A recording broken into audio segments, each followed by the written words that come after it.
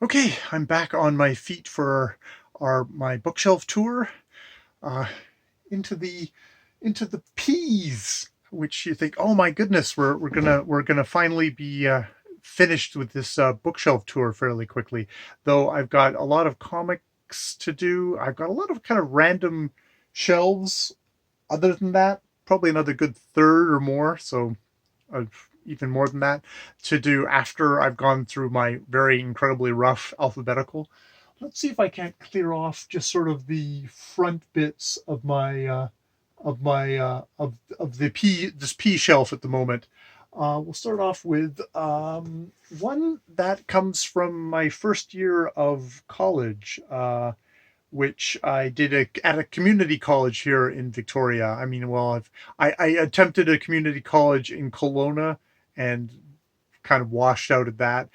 Finally came back to Camosun College, where I was very lucky to get a amazing English teacher, Jensen, Professor Jensen. I guess he's professor, a former St. Ashbury hippie from San Francisco who had come to Canada. Someone who kind of did kind of freelance writing on the side, was big into Joseph Campbell, which I may have.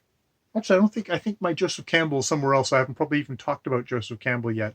But one of the other books that we went through in his class that I remember quite well is Zen and the Art of Motorcycle Maintenance, which is an inquiry into values. Which is it's a very for an American book, it is what I my idea of what might be considered more of a European book of ideas, where the story it feeds very much into the kind of the philosophical inquiries into the book, and just just the ideas of how we view reality. A lot of the English courses that I took with Bill Jensen, were a lot about like, well, why do we look at our life as we do? Why do we do the like our filters, our structures of thought, which you can definitely see in a kind of Joseph Campbellian way. Also with Robert M. Persig, which this is very much kind of one of these zeitgeist books, which I'm sure that whoever published it was stunned to find it being a bestseller. And I mean, these are one of these kind of books that, at least at one point, you could find all over the place in secondhand bookstores because probably a ton of people bought it, and then a ton of people of um, didn't read it or got defeated by it because it is rather thick, though actually quite well written. The guy, I think they talk about Walden in here, and he does actually have a slightly kind of uh, Thoreau kind of way of writing, very much kind of in his in the sentence structure. Um, yeah. Let me just read a little opening thing. I can see by my watch, without taking my hand from the left grip of the cycle, that it is 8:30 in the morning. The wind, even at 60 miles an hour, is warm and humid. When it's this hot and muggy at 8:30, I'm wondering what it's going to be like in the afternoon. In the wind in the wind are pungent odors from the marshes by the road. We are on the area of the Central Plains filled with thousands of duck hunting sloughs heading northwest from Minneapolis towards the Dakotas. This highway is an old concrete two-laner that hasn't had much traffic since a four-laner went in parallel to it several years ago. When we pass a marsh, the air suddenly becomes cooler. Then, when we are past it, it suddenly warms up again. I'm happy to be riding back into this country. It is a kind of nowhere, famous for nothing at all, and has an appeal because of just that. Tensions disappear along old roads like this.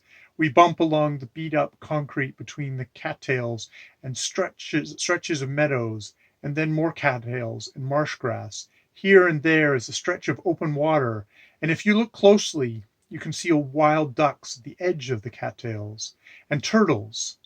There's a red-winged blackbird. I whack Chris's knee and point to it.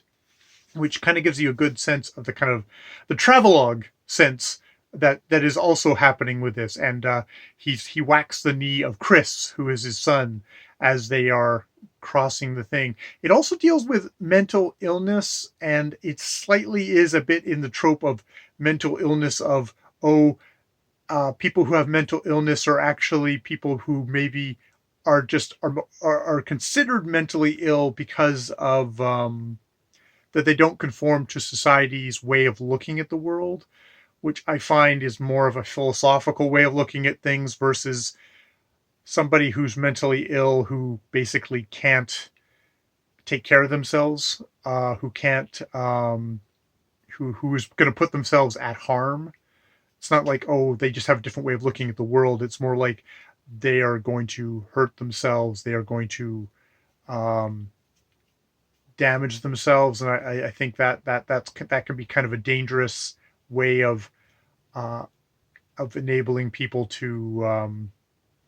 There's using mental health as a way of control, but there's also using mental health as a way of saying, we'd like you to be happy, and we'd like you to be to be able to live a life that you want to live. So it's got good points, and it's kind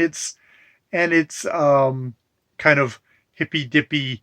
Yeah, there's mental illness, and then there's mental illness. This isn't, I'm going to live an alternative life, more power to you. And then there's mental illness of, I'm going to wander out into the middle of the road and get killed by a oncoming truck, kind of mental illness, that sort of thing. I think there's two things there. So yeah, that is a lot of really good memories from that book. And it was a really, that English class, those English classes, it's like English 101 and 102 or something. But I swear to God, thank you, Bill Jensen, because taking those courses was like, once I actually kind of figured that out, and I think I bounced out the first time. Once I got into that, he taught me how to write an essay. Once I had that, they might as well just give me my BA in English right then, because I just use those skills to take me through the rest of university. So yeah. Oh, that was a long one. Let me do now another formative book, but from much further back in my well, not much further back. This is more like early high school, which is Daniel M. Pinkwater, probably might even like pre-grade 8, which is Endel Mendelsohn, The Boy from Mars by Daniel M. Pinkwater, which this is, if you can tell, is my original copy of the book.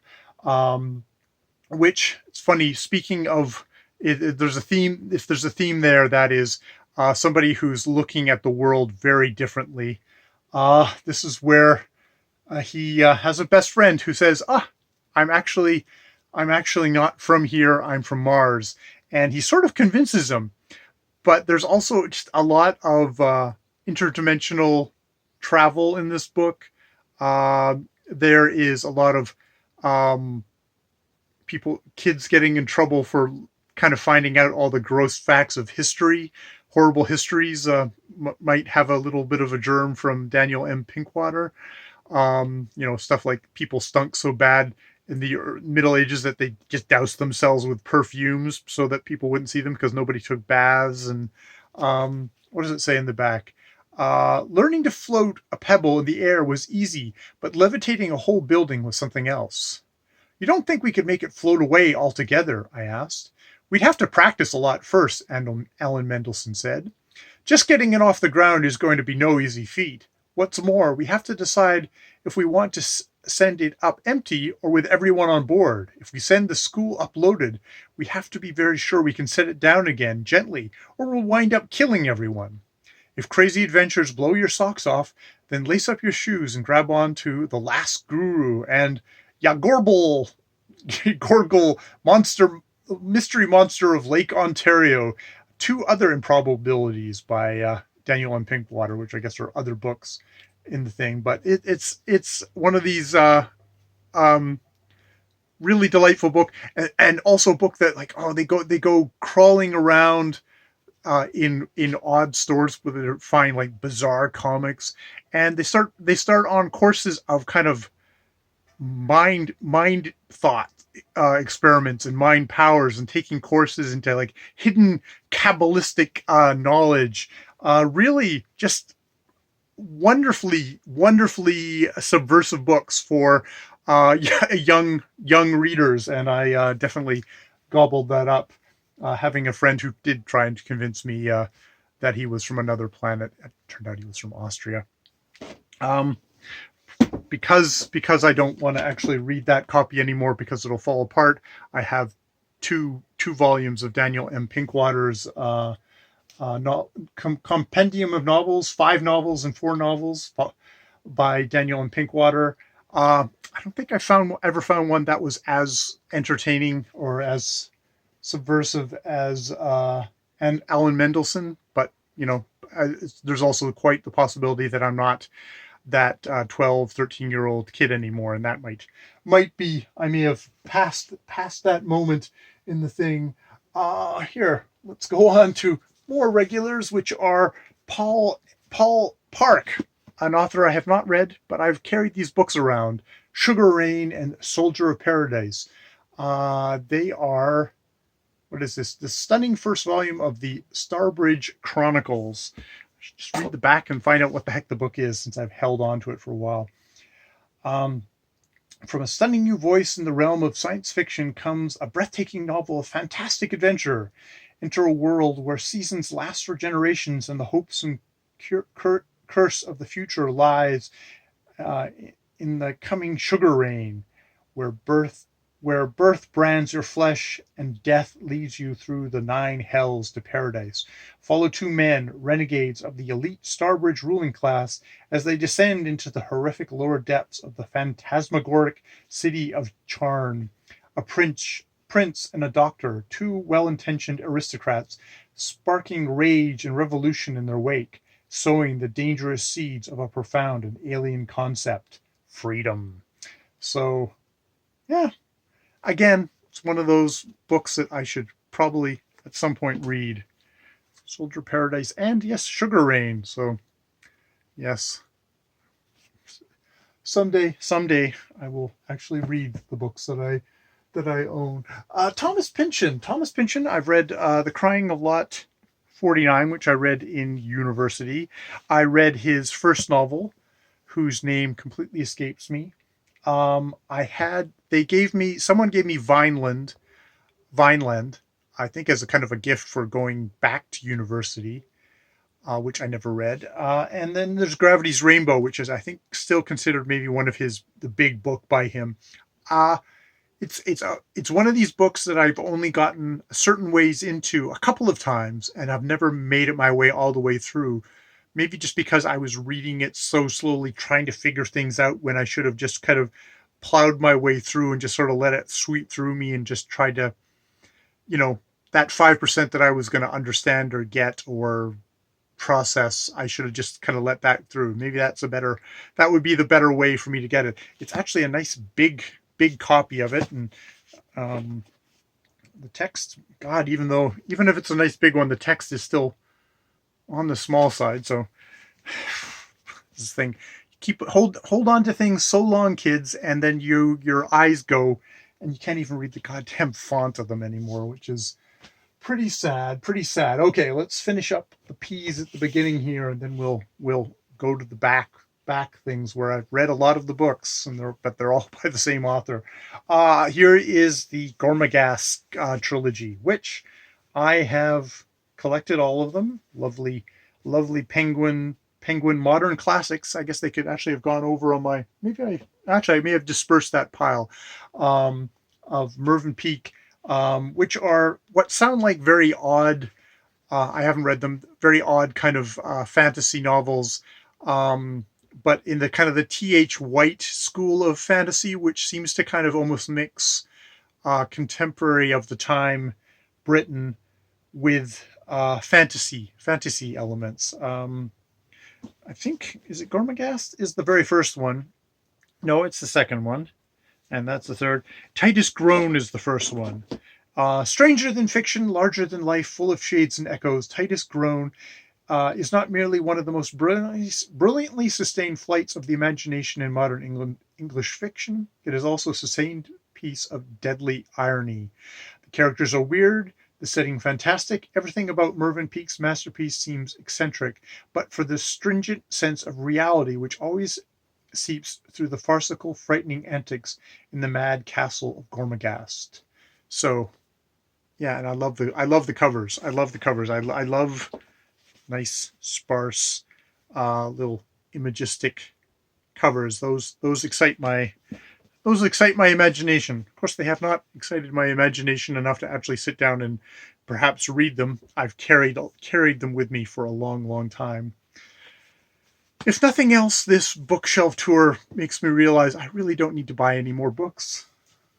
At least not any more physical books. I just need to select some actual physical things that I have on my shelves here, read them, and see if I actually like them or not. Hey, I've actually read this one.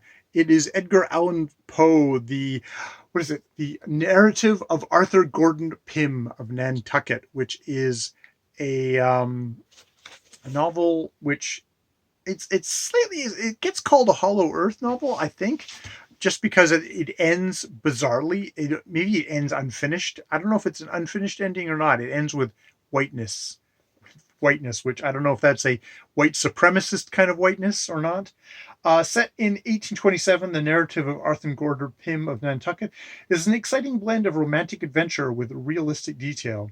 The young hero Pym, aided and abetted by Augustus, the captain's son, becomes a stowaway on board the American brig Grampus. The friendship and friction between the two characters form a major part of the world's aesthetic design. Edgar Allan Poe controls the narrative with a system of structural contrast and symmetry, as well as through a set of intriguing textual hieroglyphics. By offsetting the stormy nature of the plot in this way, he creates an extraordinary and potent and exhilarating atmosphere. I don't know if that actually tells you anything about it. There is like a strong adventure thing to it. Almost reminds me of some kind of Robert Louis Stevenson, though just in the sense that it doesn't seem to finish. That they go into whiteness at the end seems to just it's made it stick in my mind as something that probably I need to actually even reread, because it's just so odd. It's just so odd there at the end. Yeah, so odd. I think that's probably why it's lasted in my head. I think it's Poe's only actual novel. He's best known for his poetry and his short stories. Once upon a midnight jury, while I pondered weak and weary over many a quaint and curious volume of forgotten lore, while I nodded, nearly napping, suddenly there was a tapping, as of someone gently rapping at my chamber door. And with that, because there's someone rapping at my chamber door, I'll stop the library tour and we'll come back to Pratchett. Lots of Pratchett to next time.